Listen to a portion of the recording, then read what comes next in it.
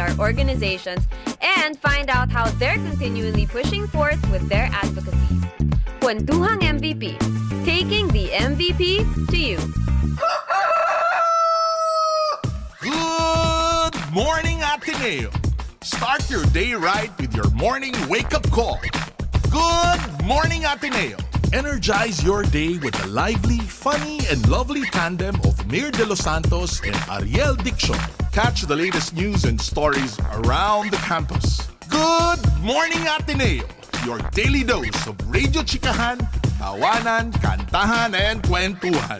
Every morning, only here on the voice of the Blue Eagle, Radyo Katipunan, 87.9 FM. Good morning, Ateneo! Mornings have never been this good. Radyo, radyo, radyo, radyo, radyo, radyo, radyo, Katipunan. Radyo, radyo, radyo, Katipunan. Radyo, radyo, radyo, Katipunan. Radyo, radyo, Katipunan. Radyo, Katipunan. Radyo Katipunan. News, insights, inspiration. Radyo Katipunan. Down from the hill and down to the world. Radyo Katipunan. The voice of the Blue Eagle.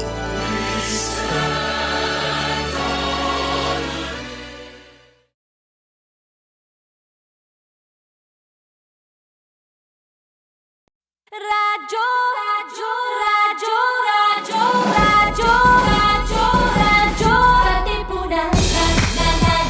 Radyo, Katipunan. Radyo, Katipunan. Radyo, radyo, radyo, Katipunan. Radyo, Katipunan. The voice of the Blue Eagle, kami di mapigil sa pagbabalik at tama. Buhay atin ay misa sa labas ng eskwela, ibibida lahat ng eskwela. Radyo, radyo, Katipunan. Radyo, radyo, radyo,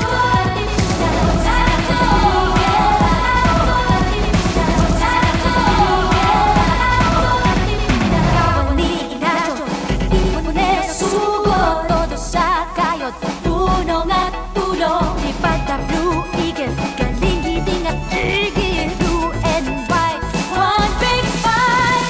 Radyo, radyo, radyo, Katipunan. Radyo, radyo, radyo, Katipunan. Radyo, radyo, Katipunan. Radyo, Katipunan. Baka naman pwede. Baka naman pwede? Baka naman pwede. Mga isyung napapanahon ating pag-usapan. Baka naman pwede. Gamit ang mga pananaw mula sa iba't ibang kalinangan. Baka naman pwede. Mula sa Institute of Philippine Culture, kami inyong samahan, tayo'y maghuntahan. Dito lang sa Baka naman pwede. Tuwing Huwebes, alas 3 ng hapon, dito lang sa Radyo Katipunan, 87.9 FM.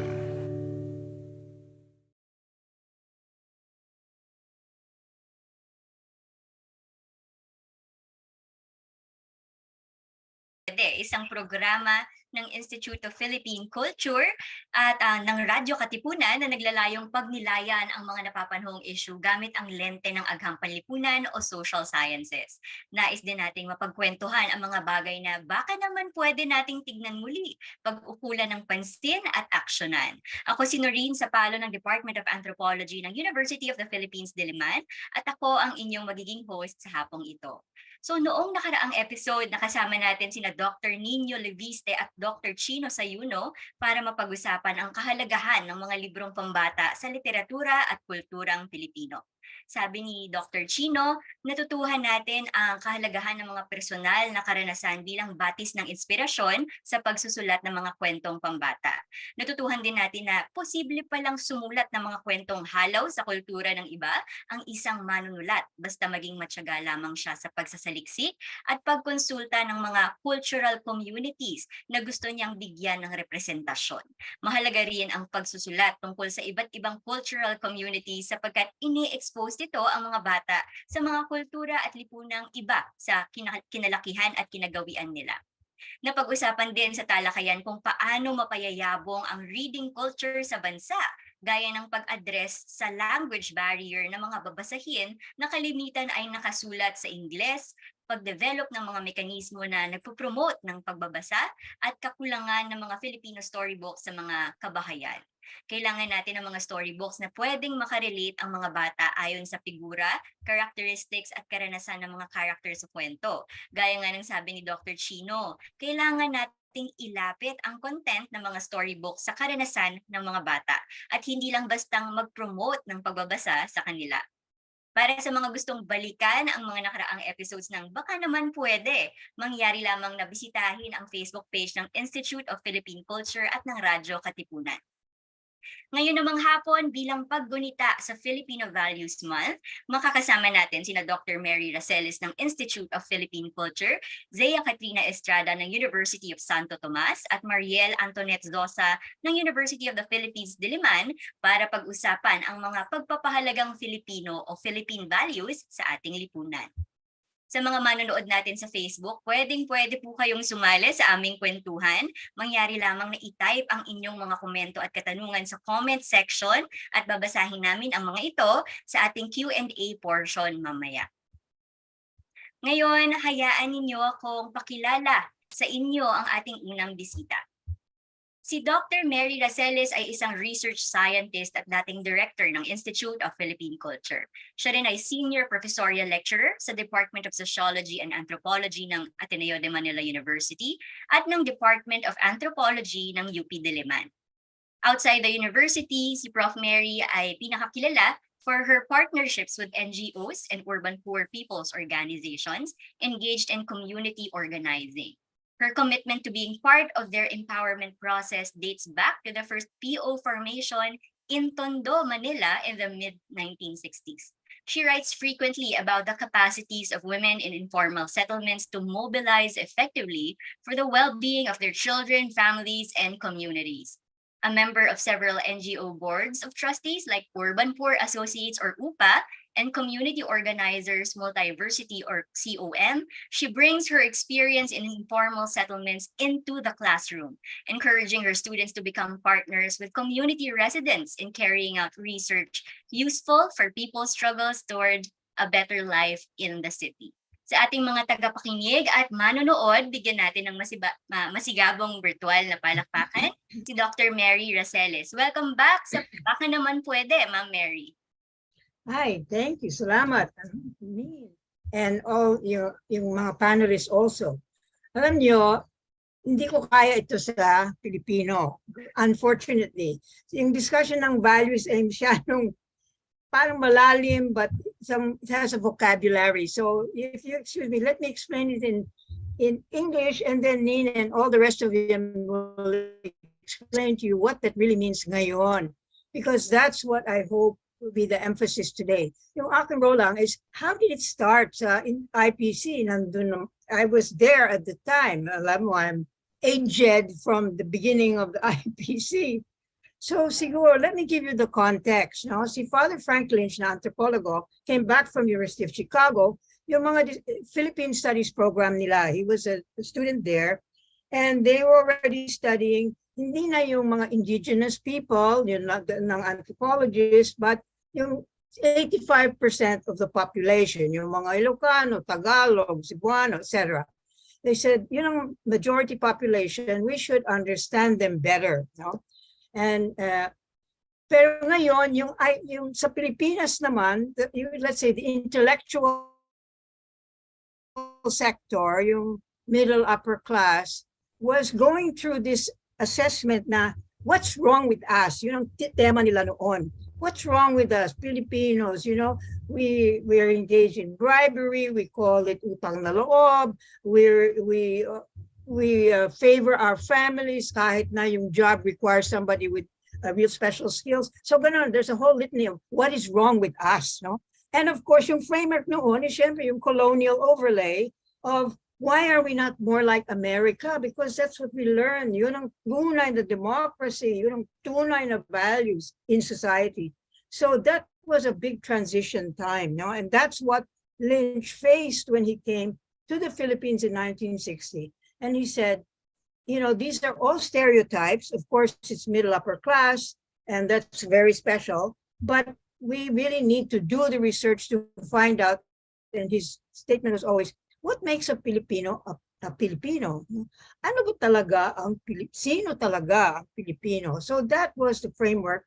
And being an anthropologist, social scientist, what can we show that this is, that it makes sense, the way people behave now from the outside, intellectual Filipino side looks wrong, is actually sensible and functional. And yun naman ang tema ng social science at the time was very dominated, both in the Philippines because of our connection with US training in functionalism. So everything could be explained or was explained in terms of everything fits in with something else. There is a logic in the whole. The pieces are part of the whole frames the pieces. Yung ganon. So that is the framework he was faced with, and he said, we really have to do research into Filipino behavior and the values that are shown by that behavior. So that was the first issue. And sa akin naman, I just joined. I was his second employee. See, Dr. Arce really was the first, his research assistant. And I came in with my master's degree from Ubando, where it was called now the Dynamics of Power, where I studied, the whole political, social connection, the women's roles, yung ganon. And I had studied the fisher folk in isang barrio to. And very involved in yung mga utang na loob, contractually, ganon. So I came in with the reciprocity idea, yung utang na loob, and Father Lynch said, perfect, explore that, work on it, write an article based on utang na loob. So based on yung research ko doon and what I had read in the literature, the gift, the famous article, I wrote this article. Can you believe I wrote it 8 times? I revised it 8 times because every time he say, not bad, but not good enough. No, red marks all over the place. So I was already in tears by the time number 8 came, and he said, okay, that's all right. And it got published in 4 readings in Philippine Values, which book included his social acceptance article, yung kay Father Bulataw, and I think one other. And that was the bestseller, I think, in IPC's history, if I'm not mistaken, at least one of the big ones. So that's the context. Okay, so that's how we came in.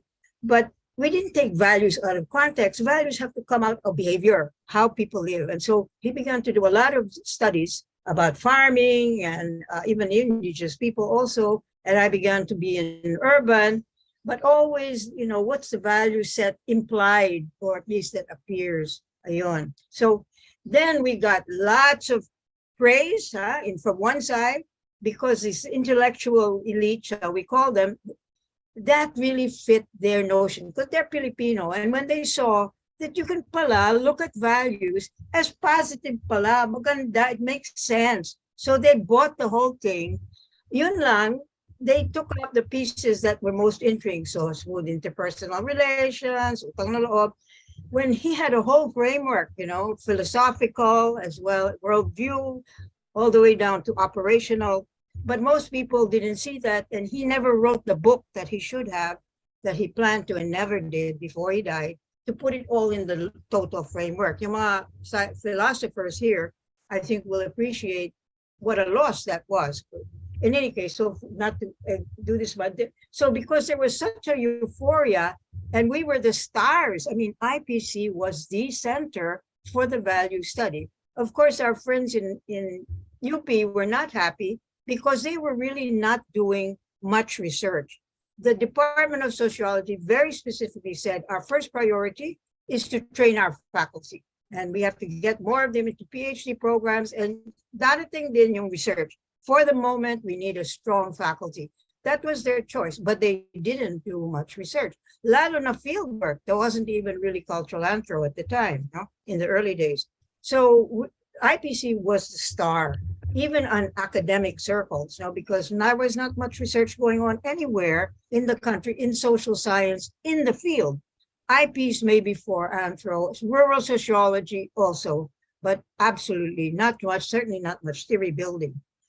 So that brought a lot of attacks on us, valid ones by academics, but also, well, others who had other, concerns. Anyway, it was a big controversy. We were always put on the defensive, but then Father Lynch would put together a whole new set of readings to show how, from other people, no, you see, that's that value, there the values thing coming out. So in the end, he said, it's good we got attacked, especially Dr. F. Lando Hocano from UP, anthropologist. And he said, Franklin said to him, Pepe, thank you for really being so critical, because if you hadn't been so critical, maybe I wouldn't have had to react and really think this whole thing over a period of 5 to 6 years, So let me just end by saying that by about the mid-70s, siguro the whole values thing had died down. And because other things began to take more interest, and of course the first quarter storm was not far away. So structural issues began to come into the picture, and the values set didn't seem as appropriate. Plus, IPC became independent of the university funding. We had to get our own funding because we were so successful up to that time that we had to do contract research, practical things, and we couldn't do any more basic applied, in which somebody would give us a grant, and we had lots of money, but it didn't have practical implications in an immediate sense. So that shift, doing much more contract research for development, changed the whole perspective also in values research. So yun ang kind of history from the perspective ng IPC. Ngayon, I'll turn it to the future of values, if there is a future, with our 3 panelists. Yeah, thank you. Maraming salamat, Prof. Mary, sa pagbibigay ng konteksto at nung maikling kasaysayan tungkol sa pag-aaral ninyo at ng IPC, tungkol sa pagpapahalagang Filipino. It goes to show how pivotal the role of IPC was, in the study about Philippine values. So ngayon naman, nais kong ipakilala ang ating mga kasamang philosophers na maaring dugtungan ng ating kwentuhan. So ang susunod naman nating bisita ay mula sa University of Santo Tomas, si Ms. Zea Katrina Estrada.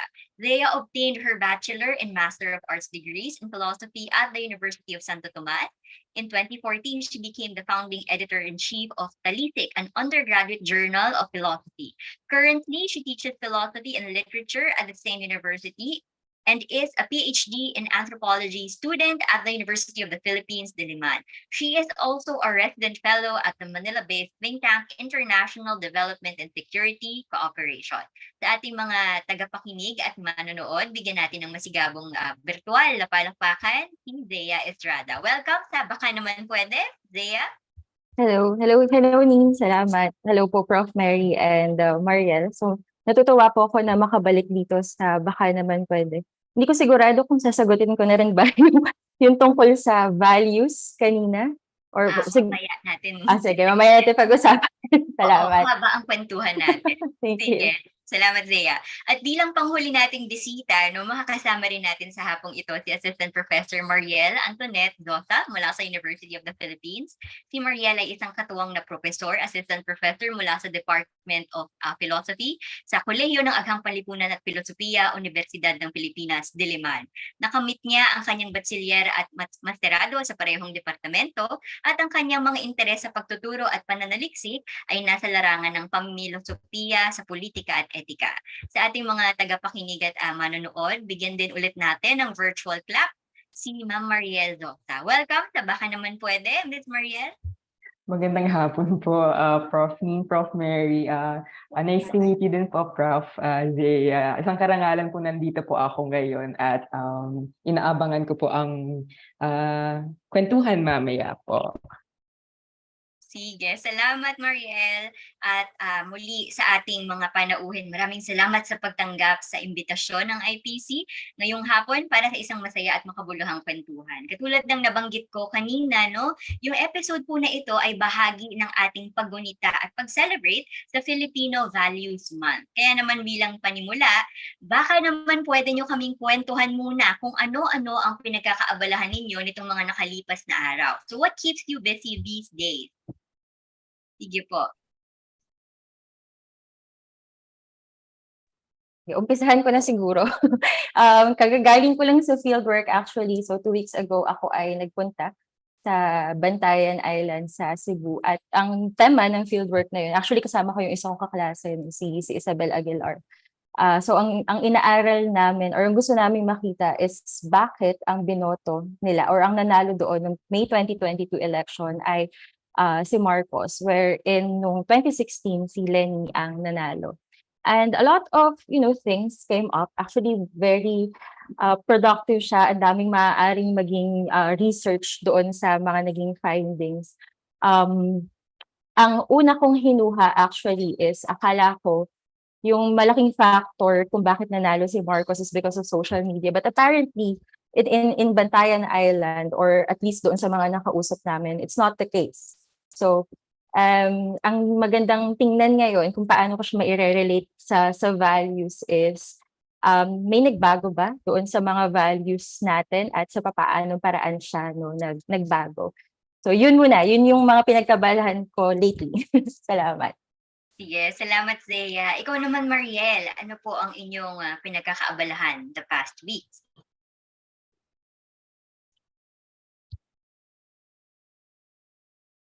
Andito ba si Mariel? Parang Ay, ayan. hello po. Nawala po ako for a moment. Masyado pong seryoso siguro po yung ginawa ni Prof. Zia. Ako po ay, ang pinagkakabalahan ko po talaga ay ang pagtuturo po. Ngunit nagkaroon po ako ng iba't ibang speaking engagements din po nung mga nakaraang linggo. Iba-iba po. Bilang hindi po ako social scientist, so ako ay philosopher. So ano po ako, jump po ako para manggulo ng isip ng mga tao.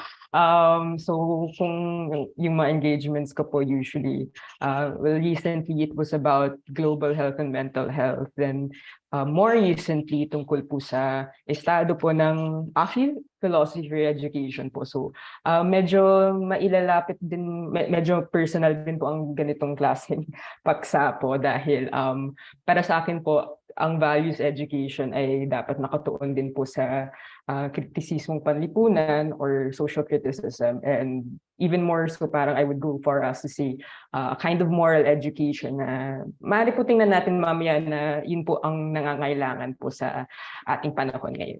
Yun lamang po.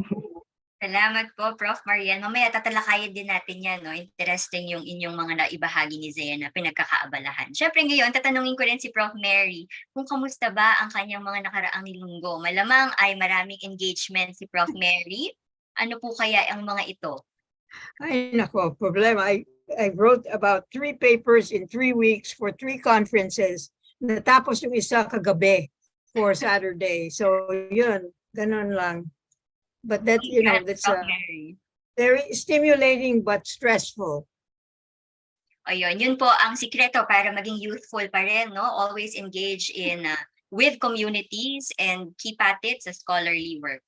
Sige po. So ngayon, we need to take a step back lang muna, and for our viewers siguro, for our listeners, gusto ko sanang tanungin ang ating mga guest speakers, no? Maaari niyo po kaya munang ipaliwanag sa amin, ano ba ibig sabihin pag sinabi nating pagpapahalagang Filipino o Filipino values? What does it mean?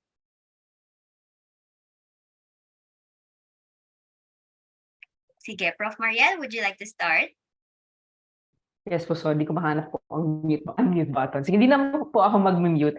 Ang pagpapahalagang Pilipino po, maaari pong maraming, well, mula po sa aking background po na, ngunit second hand lang po yung pagbabasa ko po tungkol sa kunwari mga interactions, sa mga interactions po sa loob ng komunidad, iba't ibang grupo po sa buong Pilipinas. Para po sa aking kaalaman po, ang pagpapahalagang Pilipino po ay, paano po ba? May kinalaman po siya sa, ngunit given na lang po sa background po na binigay po sa atin ni Prof. Mary po.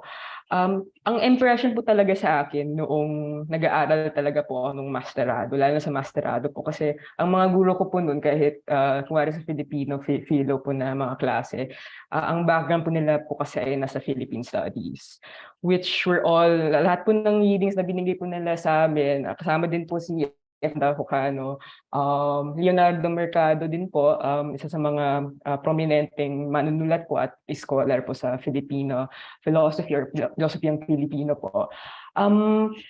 Maganda po na, at saka syempre pong psikolohiyang Pilipino. So, ang pagpapahalagang Pilipino ay, paano po ba? Interdisciplinary po ang ruta po, ang pagkakaugnay po. So, para sa akin po, ang pag-aaral po ng pagpapahalagang Pilipino po ay intersection po talaga lahat ng Filipino social sciences.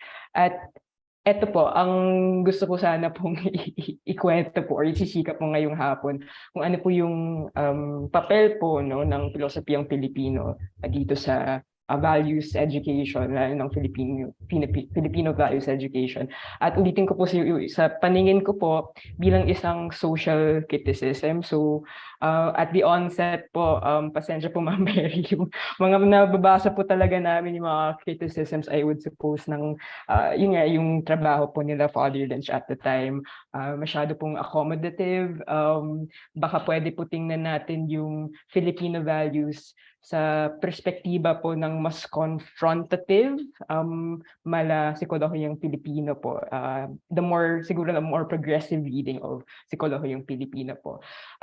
So yun po, para sa akin po yung maaari po nating tingnan. Ang values education, I would say, is not just strictly a matter of parang interpretasyon lamang. Maaring may kaakibat po na pagsasapraktika po sa tunay po na kondisyon ng lipunan sa iba't ibang bahagi po ng Pilipinas. Ang daldal ko po talaga. Pasensya po kayo, Ma'am Nin. Okay lang po yan. Gusto natin yan dahil ito naman ay kwentuhan. No? So maraming salamat, Prof. Mariel. Gusto ko rin naman tanungin si Prof. Zea, ano po ang pagtingin ninyo sa pagpapahalagang Pilipino?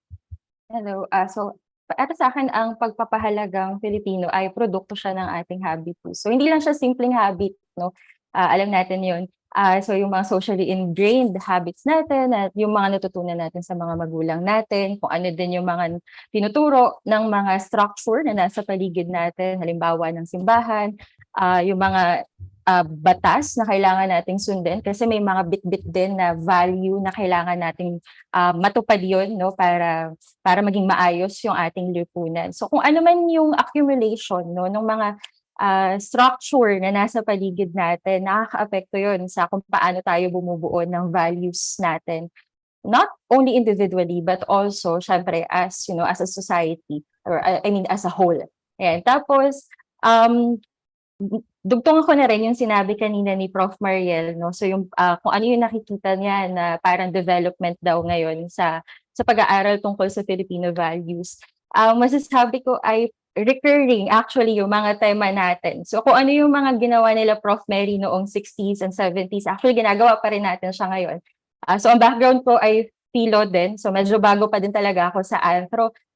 Yung Filipino philosophy, 1970s, pinaumpisahan nila Father Mercado. Hanggang ngayon, may mga gumagawa pa rin ng mga philo majors tungkol doon sa pilosopiyang Pilipino. Hanggang ngayon, marami pa rin mga tao na nagtatanong, ano ba talaga yung ibig sabihin ng pagka-Pilipino natin? At hanggang ngayon, marami pa rin hindi sigurado kung ano ba talaga ang ibig sabihin ng pagiging Pilipino. May mga bago siguro, or baka ako lang yung palagay ko bago ito para sa akin, yung tema ng decolonization. So kanina nabanggit din ni Prof. Mary na nung dati daw, kine-questiono ng mga tao na bakit daw hindi tayo kagaya ng US. Dapat daw maging gaya nila tayo. Ay, maging tama, basta yun.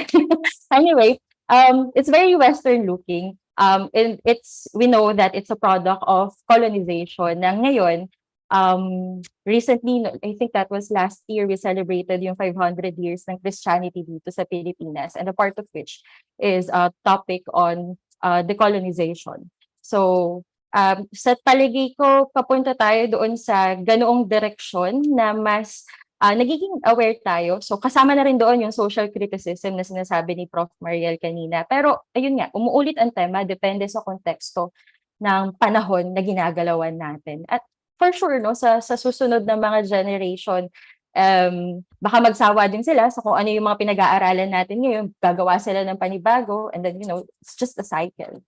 So, ayun. Sige. Prof. Mary, baka may gusto po kayong idagdag?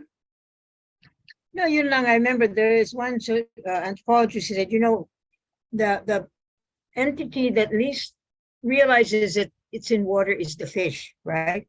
It's only when the fish is out of water that he says there should be water. It's just, and I think when Filipinos who just assume that the way we behave is the way we behave, that's fine or whatever. But when you go abroad, then you say, iba talaga kami.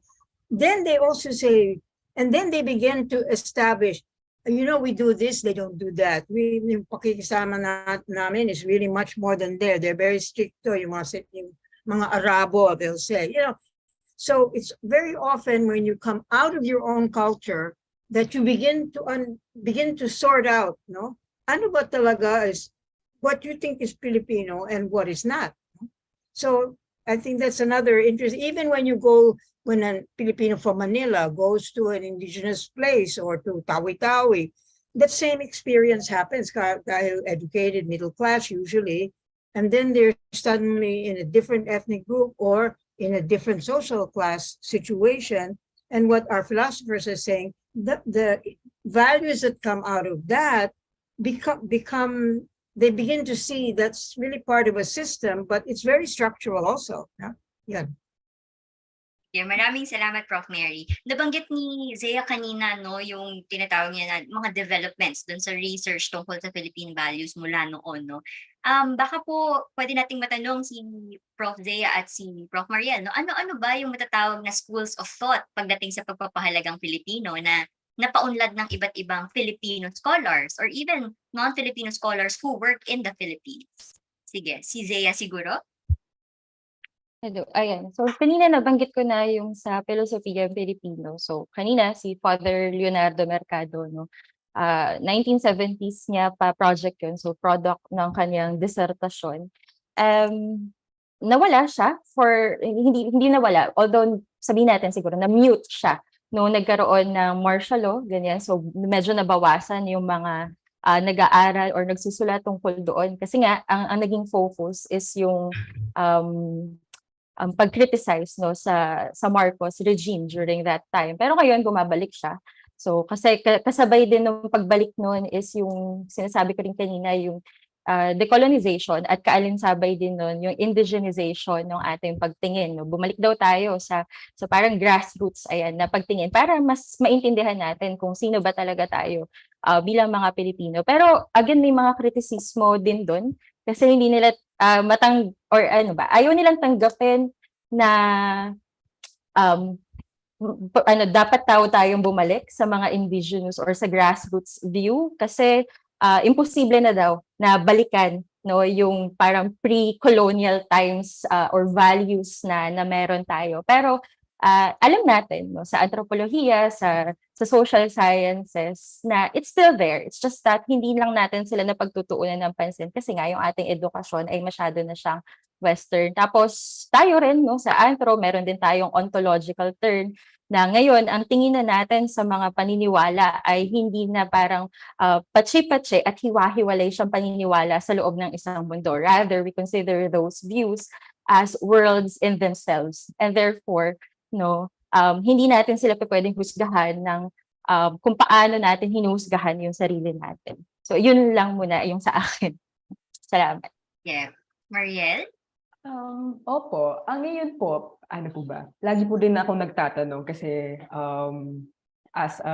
hindi naman po as a student din po of yung mga graduate po sa Philippine Studies. Lagi din po ako nagtatanong sa Philippine Studies kung ano din yung Parang medyo napuputol lang si Prof. Mariel ngayon. Siguro antay lang natin ng konti.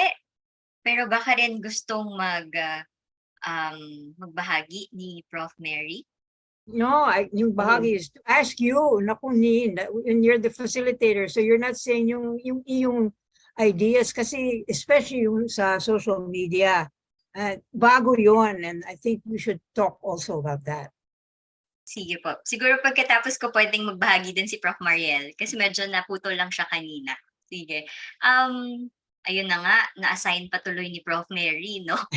Sige. So, siguro ang mababahagi ko lang po ay yung tungkol po sa aking master's thesis, no? So, inaral ko nga kung paanong yung COVID-19 pandemic at saka yung tinatawag na digital turn or digital shift, kung paano niya na-transforma yung long practice traditional norms and values and even the rituals tungkol sa pag-express natin ng pagluluksa at pagdadalamhati, no?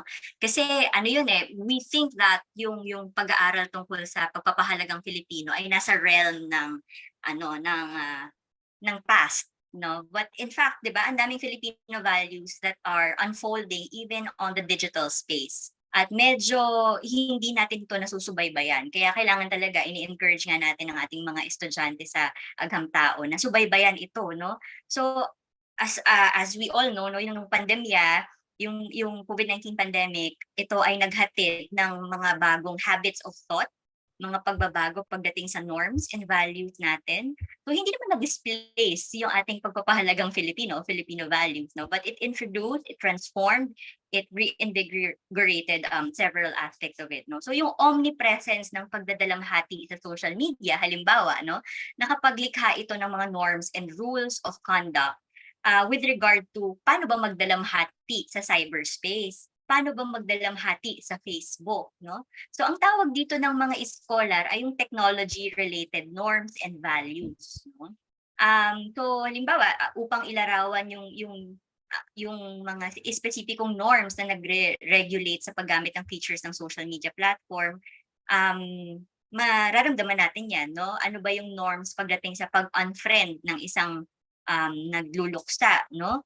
So sa aking pag-aaral, where I also try to uncover yung mga motivations for expressing pakikiramay, kasi yung tanong dito, kadalasan tinuturing ang Facebook bilang isang platform for leisure, for sharing entertaining things, for sharing updates about your children, your family, no? So all these very fun, casual things. Ang problema, dahil sa COVID-19 pandemic at dahil dahil sa mga restrictions, no, in mobility and human movement, people migrated their morning habits and patterns online, no? At nagkaroon ng parang may moral panic, no? Nakalikha yun ang moral panic, lalo na dun sa older generation. Kasi sabi nila, bakit ganon yung pagluluksa ay dapat sacred na gawain, sacred na ritual. Bakit natin to ginagawa online? No? So, ibig sabihin, yung mga norms, nagkakaroon ng value conflict na tinatawag nga, 'di ba? Nagkakaroon ng conflict doon sa value system natin. No? So, nung tinanong ko sila, ano ba yung mga motivasyon nyo? What motivates you to use Facebook and social media to mourn and express your grief, no? Ang sagot nila dun sa qualitative survey ay tungkol pa rin dun sa core Filipino values na binabanggit ni Enriquez, no? Sabi nila, una, para sa kanila, kahit di nila kakilala yung Filipino na namatay, basta binalita siya ng ABS-CBN halimbawa sa Facebook, para sa kanila, yung pumanaw at yung kamag-anak ng pumanaw ay kapwa at kababayan nila. So mahalaga na magpakita ng pakikiramay dahil pangalawa, yung pakikiramay at pakikipagkapwa ay inherent part daw ng kulturang Pilipino. No? Tapos yung pangatlo, itong pakikiramay online ay isang paraan para makapag-express ng solidarity at suporta safely habang nasa kaligitnaan ng lockdown, no? So makikita nyo dito yung mga norms at values na nag-e-exist outside social media also extend to online platforms, no?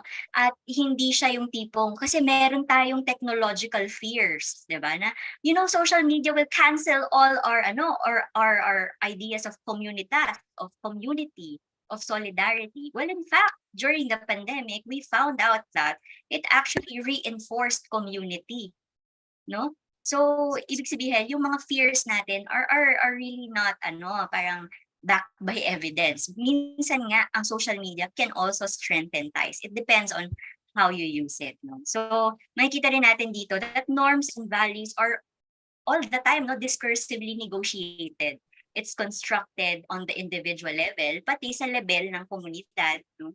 Kaya mahalaga na hanggang ngayon, tutukan natin kung ano yung mga values at norms na bago at yung mga na-transforma sa social media.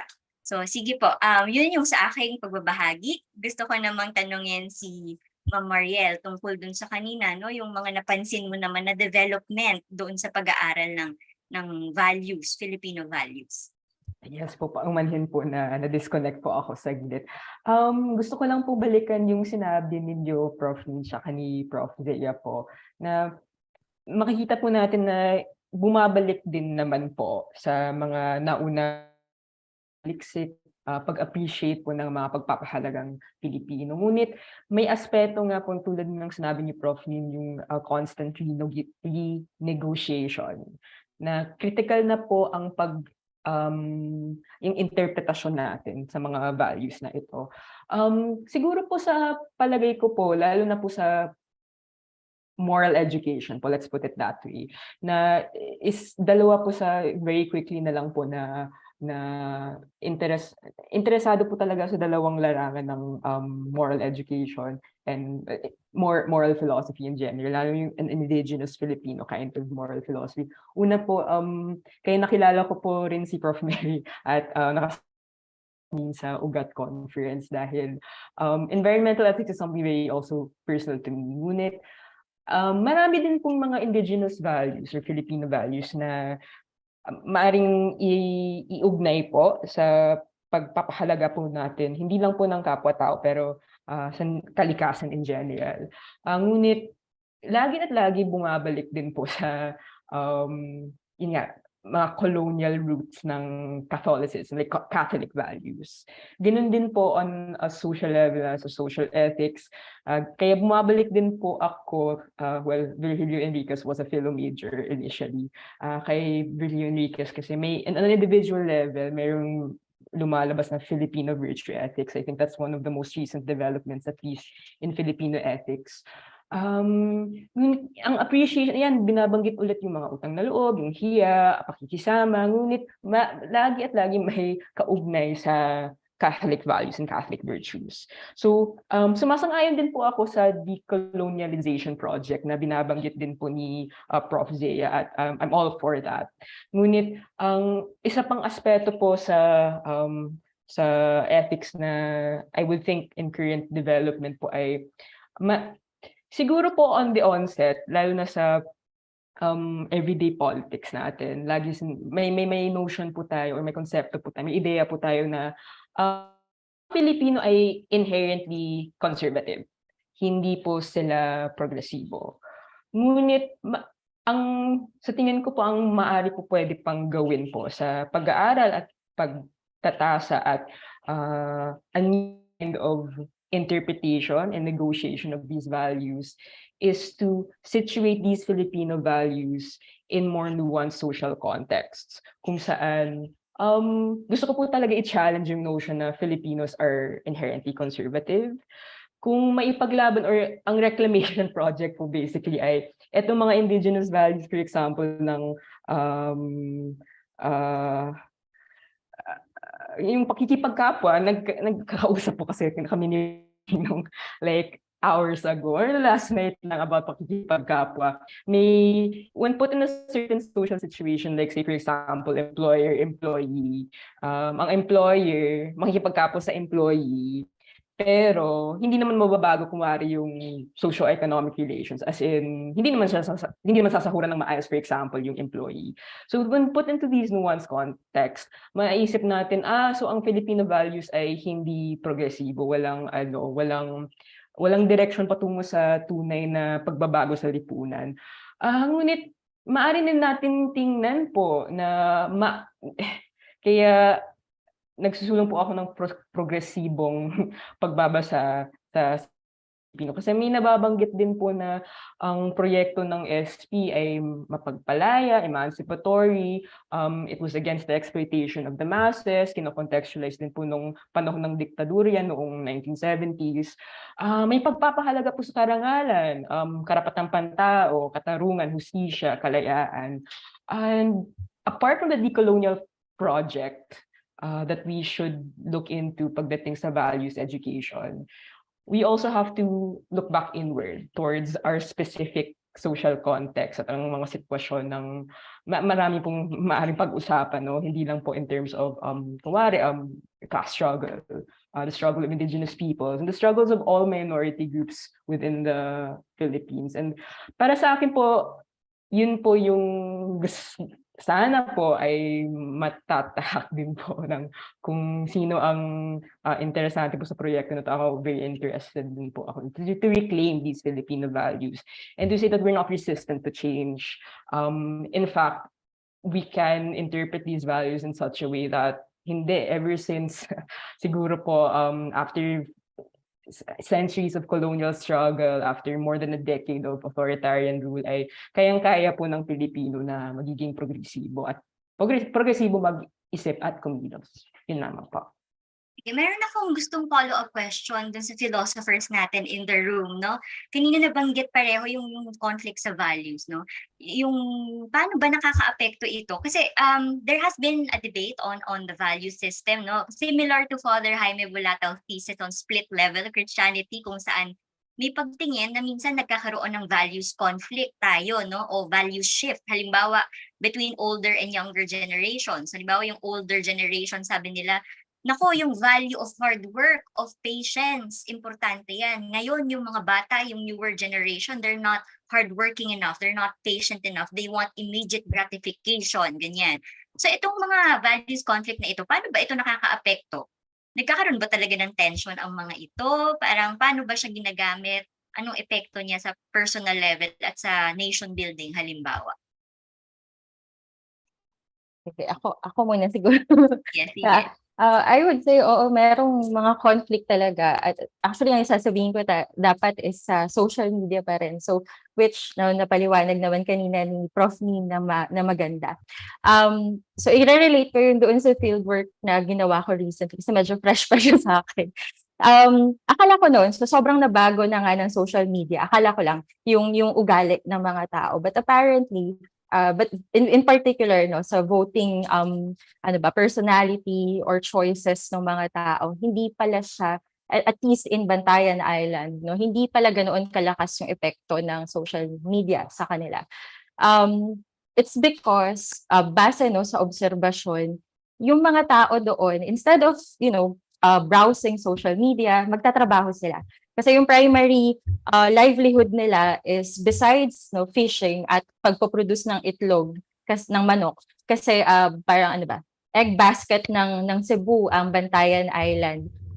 Isa pang trabaho nila is yung sa turismo. At ngayon bumabalik na yung mga turista sa kanila. So mas marami na silang oras na ginugugol sa paglabas, no, kasi nanghahatak sila ng mga turista papunta sa mga kung ano-anong mga tour na offer nila, instead of using social media. So tinanong namin yung mga tao doon, bakit si Marcos ang binoto ninyo instead of Lenny or any other candidates? Ang pinakamaraming sumagot is because of sinabi ng magulang, lalo na ng tatay. So very patriarchal, buhay pa rin yung ganoong I don't like to say that it's a value, but perhaps a characteristic siguro natin ng ating society, no? At andun, lumalabas din naman doon yung value ng respeto sa magulang. Andun pa rin siya. It boils down to that. Na since Filipinos, respectful daw tayo sa elders, sa mga magulang natin particularly, kaya karamihan doon sa mga voting age population, yun yung binoto nila. kasi sinabi ng magulang. Andun din, pero no, lumabas din yung religion, yeah, that's another factor. Yun, may isang, hindi pala, marami rin nagsabi sa kanila na kaya ang binoto nila is not Marcos, Manny Pacquiao naman, yung sinabi ng kanilang religion na they suggested lang daw to vote instead of the block voting that we know. Kasi sa religion, ayan. Tapos, sa pag-isip-isip ko na okay, hindi pala ganoon din no kalala yung epekto ng social media dito sa lugar na to. Another realization ko din is perhaps yung social media is yung epekto ng social media baka nakasentro siya siguro sa akin or sa mga nasa urban areas kasi unlike them na nasa isla tapos ganun yung kabuhayan nila, kailangan talaga nila lumabas makipagkapwa tayo madalas ang kaharap lang natin mga gadgets natin kasi kaya nating mag-online work. So pag pagod na tayo magturo online, pwede tayo mag-social media na lang. So malaki din ang epekto sa atin. And naalala ko dito yung sinasabi din ni Maria Ressa na yung social media kasi it's a personality altering tool na although very rabid yung mga supporters no sa online, but when you actually go down or not go down, but when you go to the people, na na-realize ko na yung ganong klase ng violence, it's usually within social media lang. And because marami sa kanila yung bayad. But when you interact with other people, andun pa rin yung mga values na magiliw, silang kausap, no, very graceful sila nung ina-approach namin sila. Kahit na ang topic namin ay politics, which is still a touchy topic, no, open naman sila na nakipag-usap sa amin. Pero andun pa rin yung ill effects kasi may isa kaming fisherman na nakausap tapos ang sabi niya hindi nga raw siya naniniwala sa mga atrocities done during the martial law kasi daw ang mga dilawan, no, yun yung kanyang termino ay naninira lang daw sa mga Marcos. And it's not just social media. Kasi apparently we talked to the barangay captain of the barangay we're staying in, no. 90s pa lang pala ay inumpisahan na kasi may samahan daw sila noong 90s na parang solid Marcos supporters, ganyan.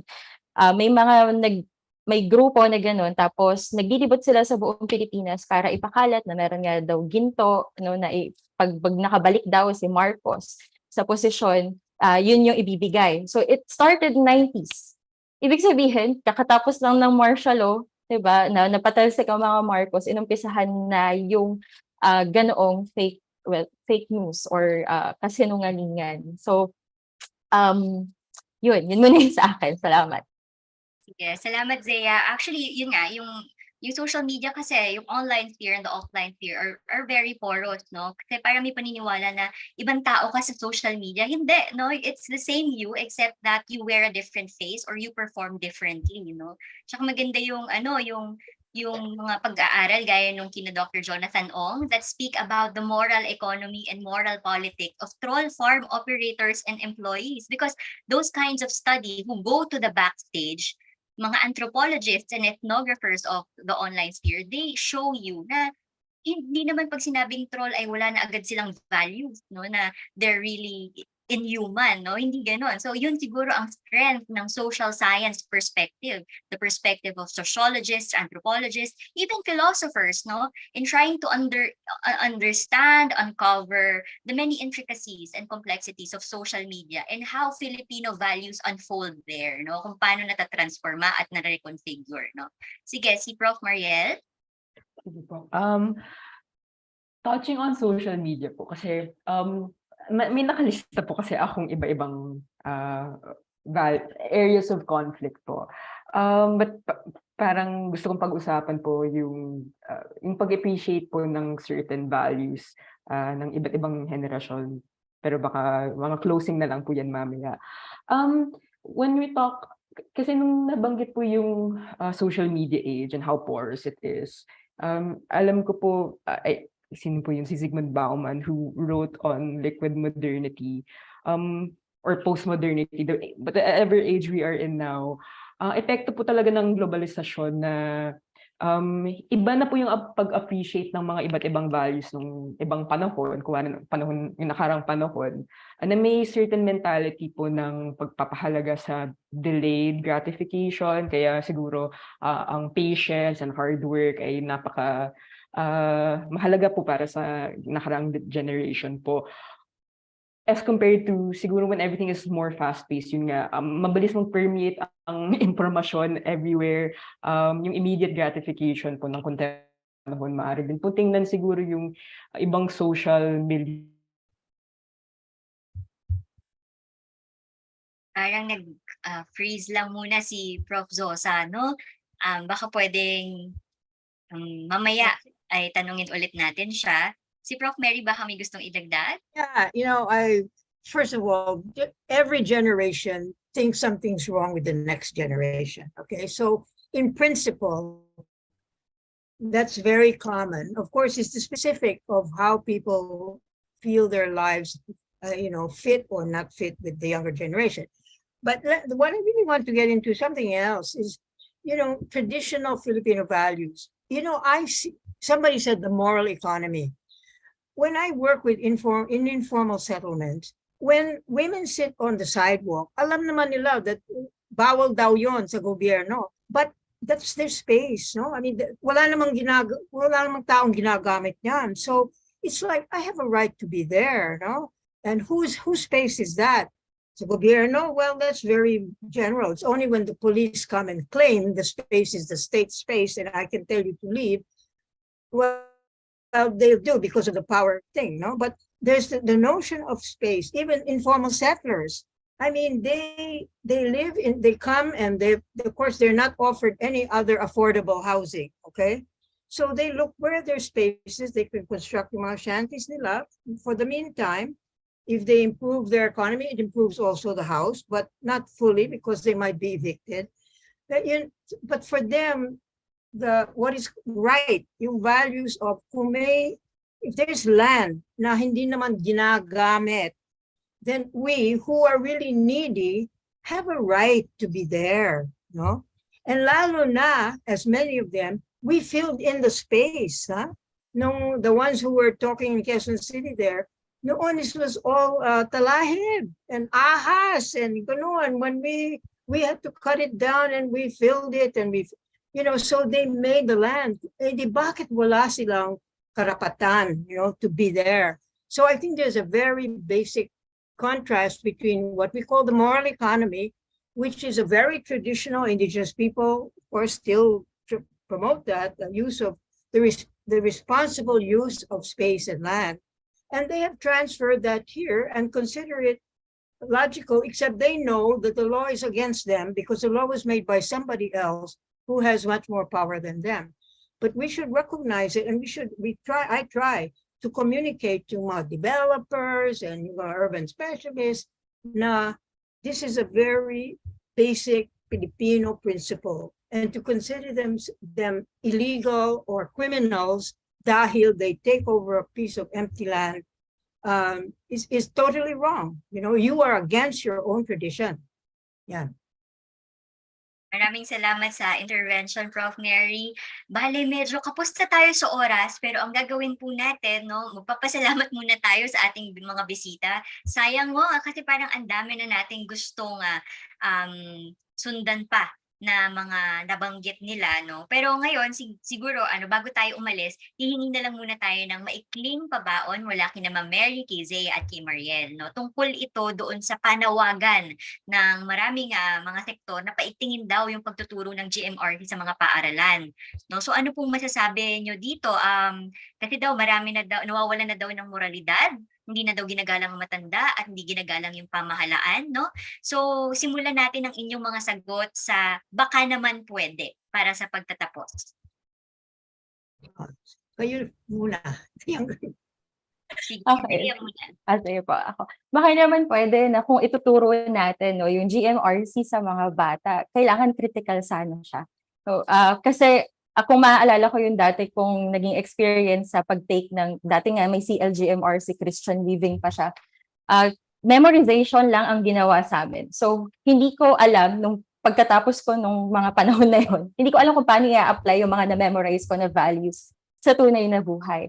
Sa atin, no, bilang mga guro, kailangan sana na maging critical yung pagtuturo natin kasi ngayon sa nakikita ko, hindi kailangan ng bata ang maraming impormasyon na dapat lang nila i-memorize kasi napakadaling hanapin ng mga sagot sa Google.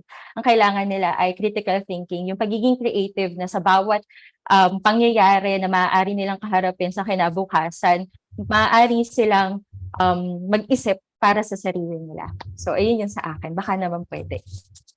Salamat. Si Mariel? Dugtungan ko lang po yung sinabi ni Prof. Zia po. Baka naman pwede kung ituturo ang values ed. Hindi lang po critical, nakaugat din po sa pagkilos po. Maaring napapansin ko po ang mga mas batang henerasyon. Wala namang hindi naman sa walang problema sa pagiging critical, mas ano po, pag given the right resources, kayang-kaya naman po. Ang nangangailangan po ngayong panahon ay isa sa praktika po ang... Oh my goodness. Ayan, sige. Siguro pwedeng dugtungan muna ni Prof. Mary. Baka naman pwede. Okay, baka naman pwede.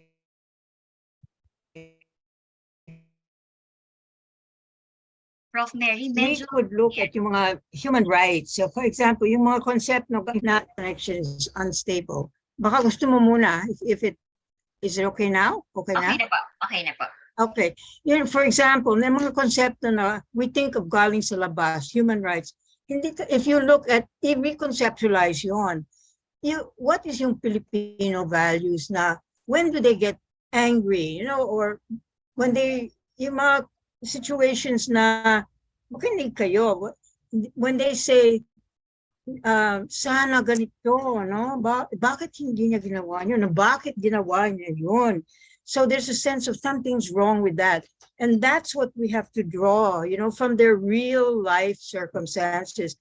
And that's how you develop a sense of what is the concept of human rights. Fairness, you hear it often. Dignidad man lang, they can't even show. Respect man lang, wala nga. See, those are the Filipino values which we should recognize. And let's stop fighting about, is this foreign, is not, is it Asian values, is it not? Just look at it from within and then we can look at the larger, where does it fit in the world, fine. But muna, sana, baka naman pwede, in our places muna, from the people who are the majority population. Yan. Alright, maraming salamat po, Prof. Mary. So muli, maraming salamat sa ating mga bisita para sa ating naging talakayan ngayong hapong ito. Ikaw naman, wait a minute, Nin, ikaw, baka naman pwede Siguro para sa akin, baka naman po pwedeng aralin ulit ang pagpapahalagang Filipino gamit naman ang lente ng iba't ibang disiplina. Maaari ring balikan at dagdagan pa ang mga nakaraang pag-aaral, lalo na sa panahon ngayon ng social media at historical revisionism, no? At itong mga real threats na ito, no? At tama yung sinabi ni Prof. Mary, baka maaari nating tanungin, ano ba yung konsepto ng mga komunidad tungkol sa karapatang pantao at dun sa human dignity? Paano ba nila ito naiintindihan, nauunawaan? Sige po. At dito na nagtatapos ang Baka Naman Pwede. Maraming salamat po muli kay Dr. Mary Raceles, Ms. Zea Estrada at Ms. Mariel Zosa para sa pagpapaunlak na aming imbitasyon. Baka naman pwede nyo ring i-like ang Institute of Philippine Culture sa Facebook para sa iba pa naming announcement at events. Hanggang sa susunod na po, ako si Noreen Sapalo mula sa Department of Anthropology ng UP Diliman. Patuloy tayong mag-ingat at laging tandaan, kung may gustong maunawaan, baka naman pwede nating pag-usapan. Maraming salamat po at ingat lagi. Okay.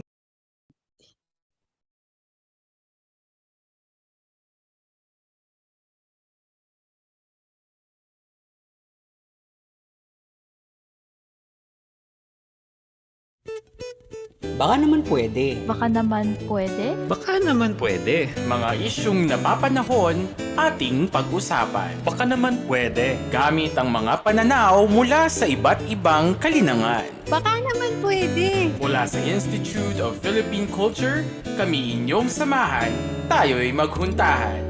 Dito lang sa Baka naman pwede. tuwing Huwebes, alas 3 ng hapon, dito lang sa Radyo Katipunan, 87.9 FM.